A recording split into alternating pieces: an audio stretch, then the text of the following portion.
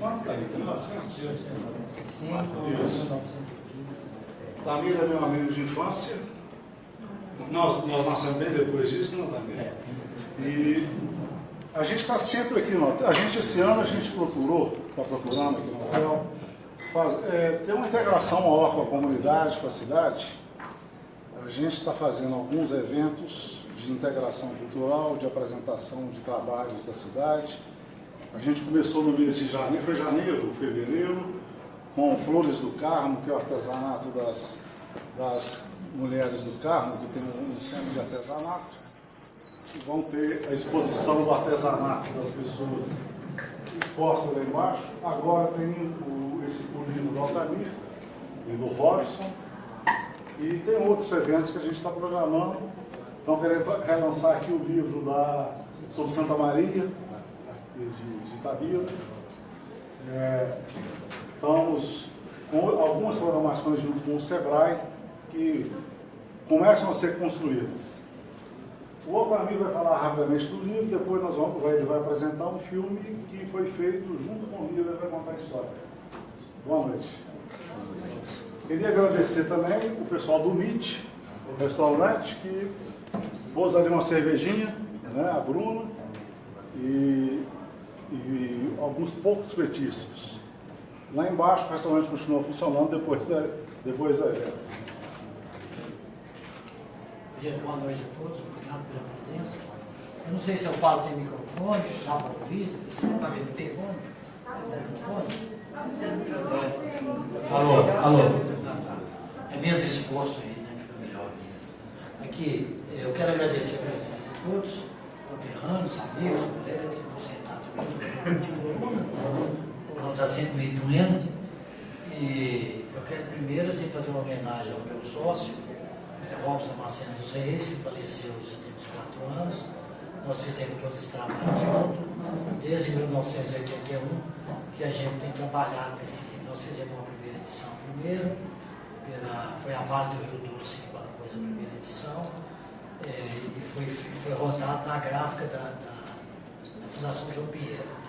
Posteriormente, já fizemos esse novo livro, com a modernidade das fontes digitais, feito pela Autêntica Editora, que já é muito conhecida, já tem sede em Belo Horizonte, e o pessoal até da Editora Autêntica é daqui.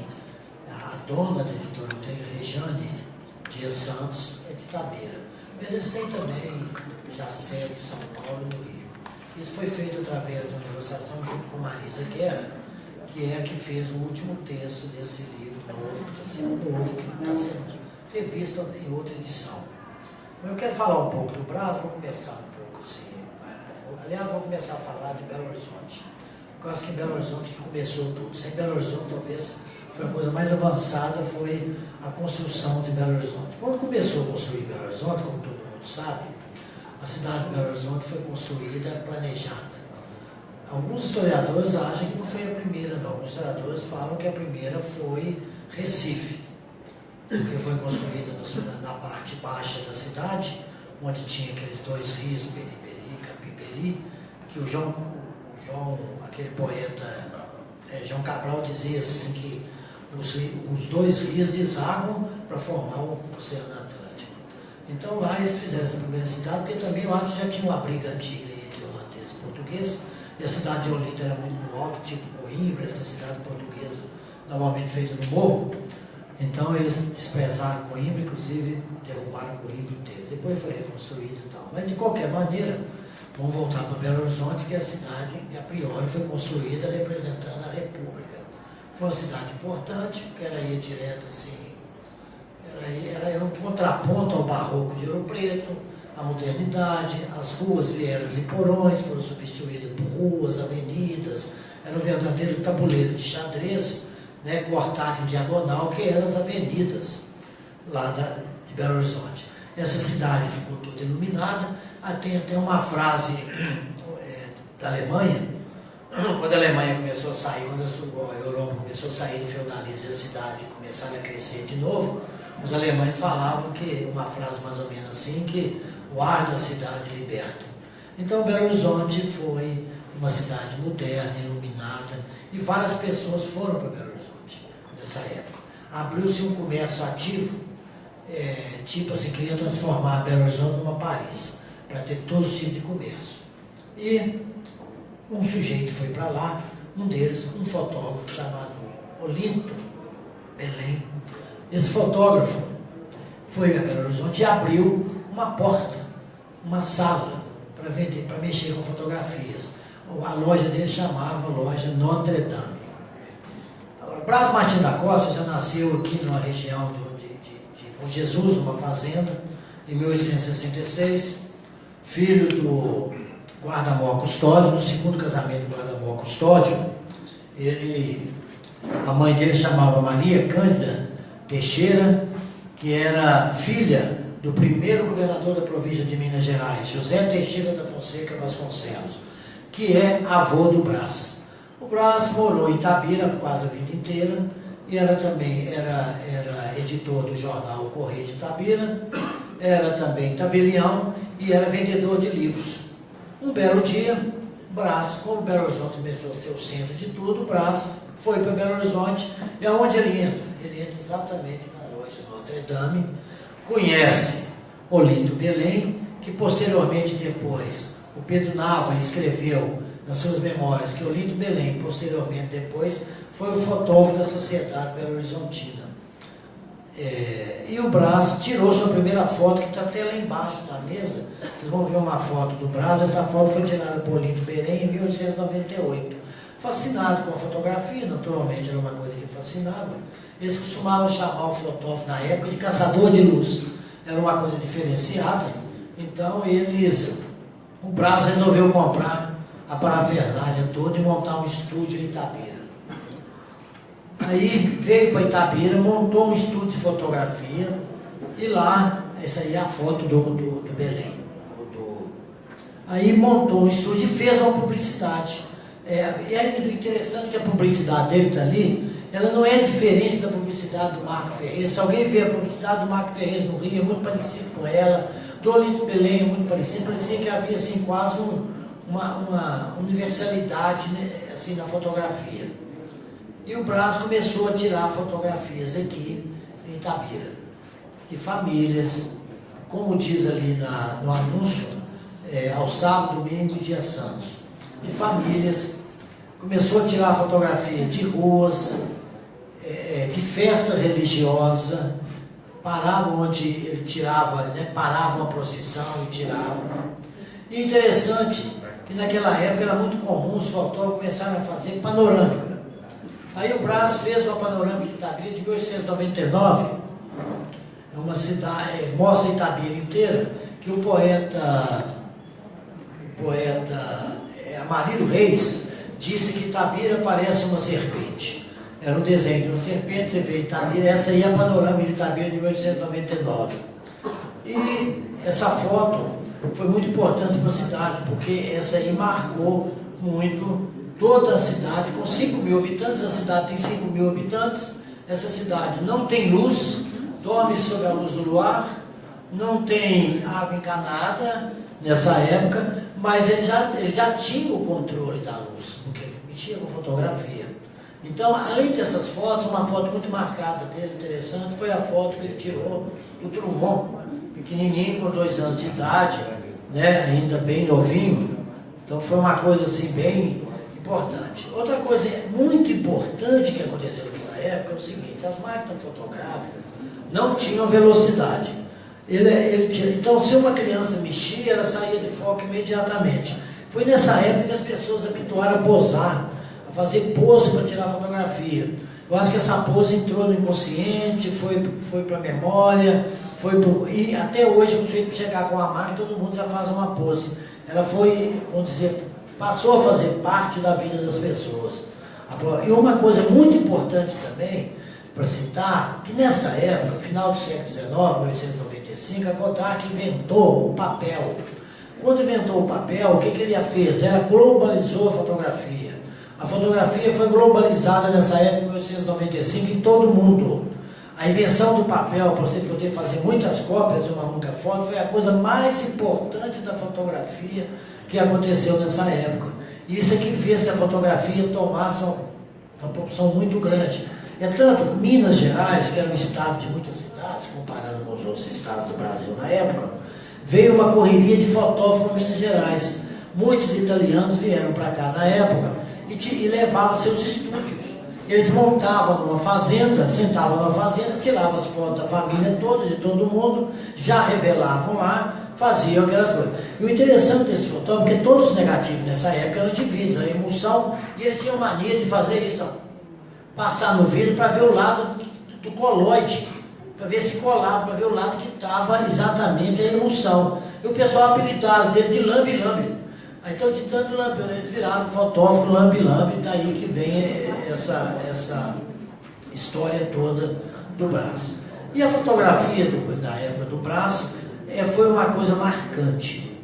E o tempo foi passando e a fotografia foi evoluindo lentamente.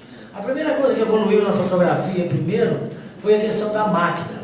E pintou uma máquina chamada Leica, uma máquina muito importante em 1915, ela evoluiu muito, porque foi uma máquina menor, que começou a facilitar o fotógrafo. E o responsável pelos designs de máquina, que desenvolveu muito, foi a França. E até 1920, a fotografia ainda era negativa de vidro, era uma coisa assim, ainda muito rudimentar, mas o processo já era o mesmo existente.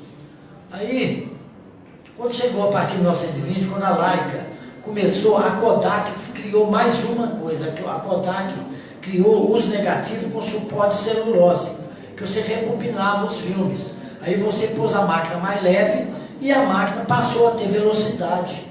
Aí o que facilitou muito a criação até de estúdio. Com a máquina com velocidade, prática, com os negativos em 35, você enrolava e rebobinava, a fotografia tomou outro impulso. Juntando a isso também, as lentes Weiss alemã, que evoluiu muito, desenvolveu muito a questão da lente, por causa do cinema também. Quem assistiu o Cidadão Kane sabe que foi um dos filmes mais importantes que teve, no uso da lente, da grande angular, por exemplo. O Cidadão Kane foi talvez o primeiro filme que usaram muito grande angular, que usaram essas lentes modernas, alemãs. Foi uma coisa importantíssima. E a fotografia começou a ter um caráter também bastante assim, vamos pôr assim, artístico, porque o Man Ray fazia fotografia de estúdio, tinha fotografia de guerra, o Roberto Capra, e um grande fotógrafo também que andava com a máquina no bolso pequena, que é o Henri Cartier-Bresson, que tirou várias fotos. Até tem um caso interessante dele. Em 1947 ele foi fotografar na Índia e tinha já um contrato marcado, ia fotografar Gandhi. Foi lá para fazer a fotografia de Gandhi, levou a Leica dele, pequena, fotografou Gandhi, fez uma entrevista com Gandhi. Quando ele voltou, quando ele chegou no hotel, o cara gritou: acabaram de matar Gandhi. Gandhi tinha sido assassinado, no trajeto dele foi assassinado. E ele pôde acompanhar todo esse velório, todo o velório fúnebre de Gandhi.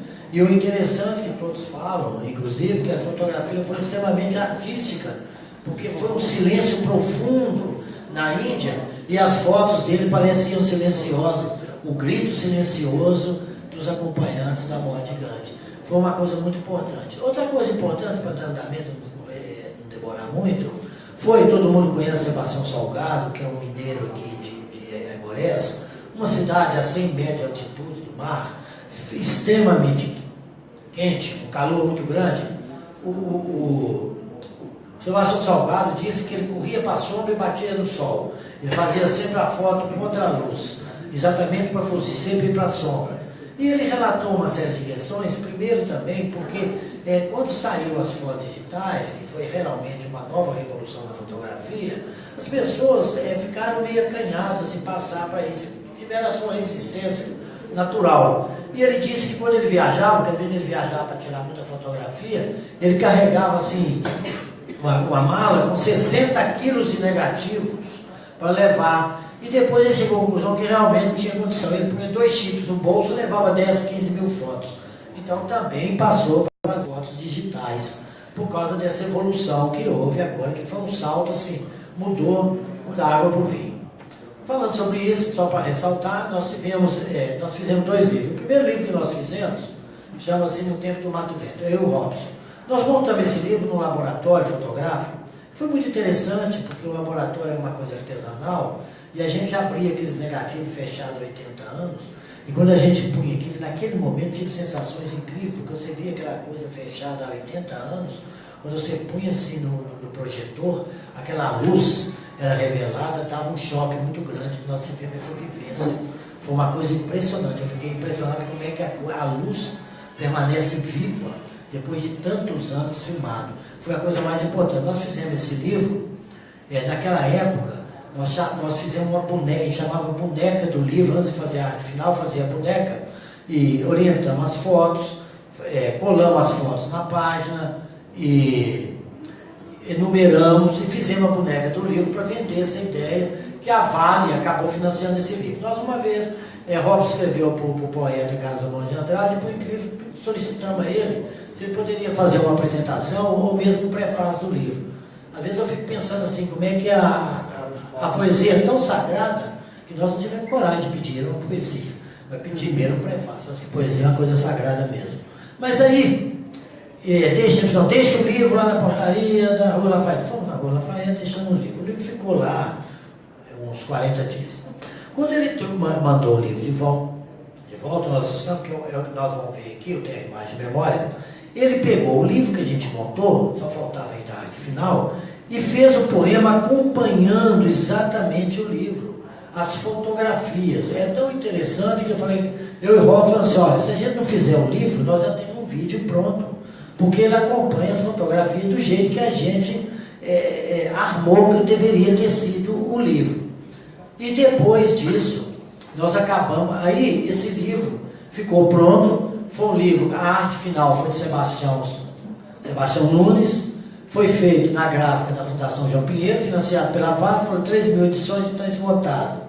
Esse livro, ele que foi feito, e numa época de 82, Márcio Sampaio, curador do Palácio das Artes, convidou para fazer uma exposição do Brás. Nós fizemos uma exposição do Brás, como estou fazendo aqui no hotel hoje, com uma mesa, com a cartola, máquinas e tudo, e lá teve um concurso de audiovisual. Naquela época não existia nada. Quando a gente fazia audiovisual, era uma coisa muito difícil de passar, porque você tinha que ter 2 aparelhos de slides, né, centralizado com um timer, você tinha que gravar em estúdio, fazer em fita, era muito trabalhoso para passar. Então nós passamos esse vídeo, ganhamos o primeiro lugar lá na Secretaria de Cultura da Prefeitura de Belo Horizonte. E em Itabira, em 1984, teve um encontro aqui das cidades mineradoras, e nós passamos esse negativo, esse terra, imagem, memória, esse vídeo. Foi a última vez que nós passamos eles. E agora nós vamos passar pela primeira vez em DVD, foi feito na empresa de Adalto, que está aqui presente, e ele é que fez a transformação Adalto está aí, dos slides para o DVD. Eu até, anteriormente, até um tempo atrás, eu e o Rolf tínhamos pensado em fazer, isso não tem jeito não. Eu até, assim, muito precário, muito de pouco conhecimento dessa informática, não sei se tem jeito. E ele fez com muita tranquilidade, nós vamos ver esse filme aí. Então, isso que foi, esse livro foi feito dessa maneira. Depois, posteriormente, depois que lançamos esse livro, foi tudo feito, tudo pronto, e fizemos um vídeo. Nós fomos convidados por Marisa Guerra, uma historiadora, pesquisadora, escritora, para fazer um outro livro pela editora Autêntica. Eu mesmo já não estava muito animado mais a fazer, já achava que já tinha esgotado isso. Acabei fazendo de novo, acabamos, fizemos um acordo com a editora e fizemos esse livro que está aí. Esse livro foi feito inicialmente umas 4.000 edições, já está na segunda, e eles também já passaram esse livro para e-book. Eu não sei como é que está pela Amazônia, eu não sei bem como é que é. Eu sou muito precário nessas questões de informática. Então ele já está aí de novo, pronto, e já está de novo aí no mercado.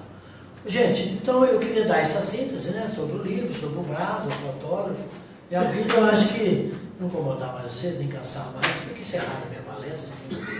Obrigado a todos. E agora nós vamos passar o vídeo. Tá?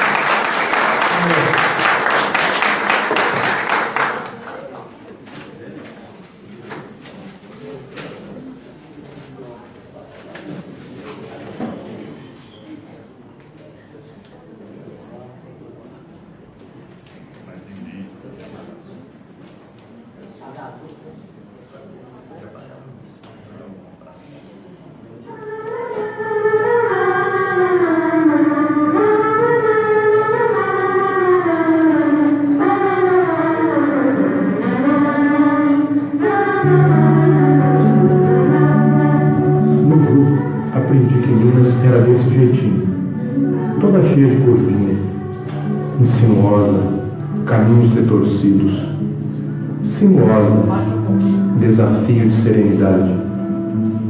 Hoje a televisão nos apresenta essa Minas, muito mais prática, objetiva, e que limpeza visual, não precisa mais nada. Uma caracterização perfeita.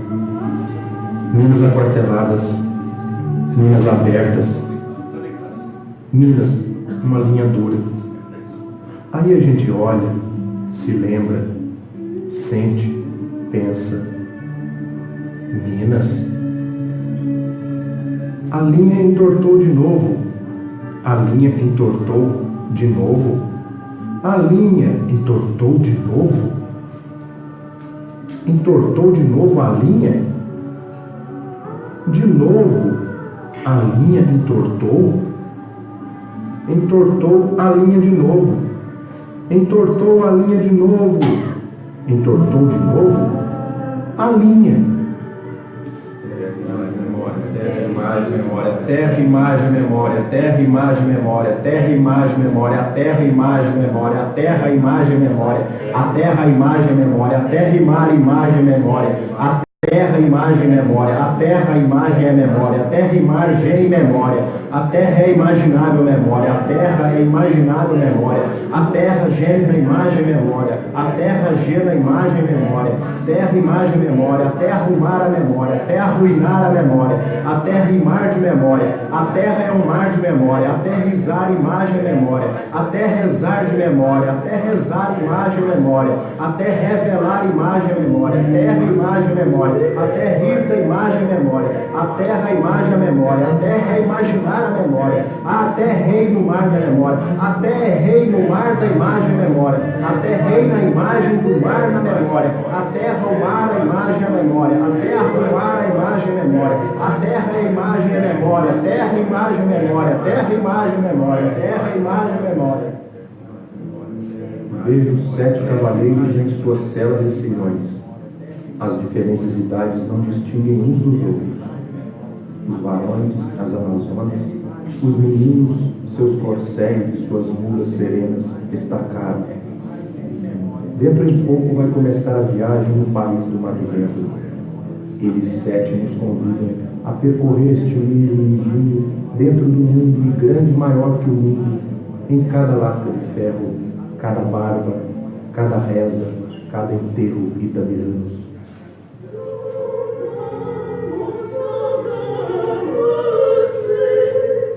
Aqui chegamos, pois, à velhice do guarda-mor, com seus 46 descendentes em volta, sua mocidade revolucionária ao lado de Teófilo Otoni, marcando o fim da era do 800, e um silêncio de igreja que a procissão vai incensando, vai gregoriando pelas ruas principais. Súbito, a menina crucificada na postura de Cristo repete o holocausto que os pecadores insistem em não compreender. É indispensável, é urgente levantar o cruzeiro, sinal de culpa e resgate sobre interesses e podres de família, sobre fazendolas hipotecadas de gado, milho, café, carrapato redoleiro, erguê-lo à altura majestática do pico do Cauê, se não mais alto, muito mais ainda. Braços robustos o tiram do chão e o vão alçando com fervor e suor até que ele paire sobre as consciências arrependidas.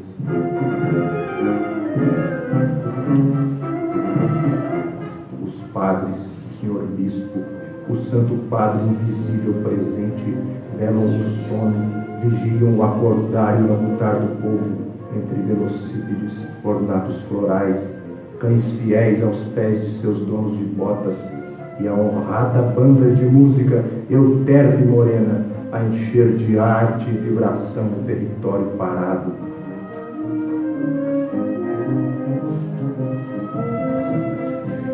Olha a ambiguidade melancólica do rosto dessa mulher à janela, que abre para mares impossíveis de liberdade, enquanto passa um cortejo, o alvo corpo do anjinho, no rumo direto do céu, onde com minha mãe estarei. estaremos todos na santa glória um dia. Moças, ó moças que emergis da piscina do tempo, sem uma ruga a marcar vossos rostos, no pesado gorgorão dos vestidos de missa, ressuscitais a moda abolida, há sempre moda. Na chapa de vidro, descoberta no arcaz, gravada ficou a beleza que a opressão familiar não empalidece, não apaga. Belas não obstante as proibições seculares que vos condenavam ao casamento sem amor, ao sexo abafado, ao tio com sobrinho, ao primo rico ou de futuro. Moças do mato dentro com perfume silvestre, hoje pousais no solo abstrato, esse amplo solo que a memória estende sobre o vazio de extintas gerações. Fecho este álbum, ou nele me fecho, urna luminosa, onde converso e valso, discuto compra e venda, barganho, distrato, promessa de santo, construção de cerca, briga de galo, universais assuntos. Os 7 cavaleiros se despedem. Só agora reparam. Vai-me guiando Brás Martins da Costa, sutil latinista, fotógrafo amador, repórter certeiro, observador da vida em movimento. Vai-me levando ao patamar das casas, ao varandão das fazendas, ao ínvio das ladeiras, à presença patriarcal de seu Antônio Camilo, à prudência política de seu Zé Batista, ao semblante nobre do Dr. Siri, drumondiano de um M só, às invenções de Chico Zuzuna, aos garotos descalços de chapéu, a todo o aéreo panorama de serra e vale, passado e segredo que pousa intacto num retrato. E a viagem continua, Itabiramente ontem, sempre.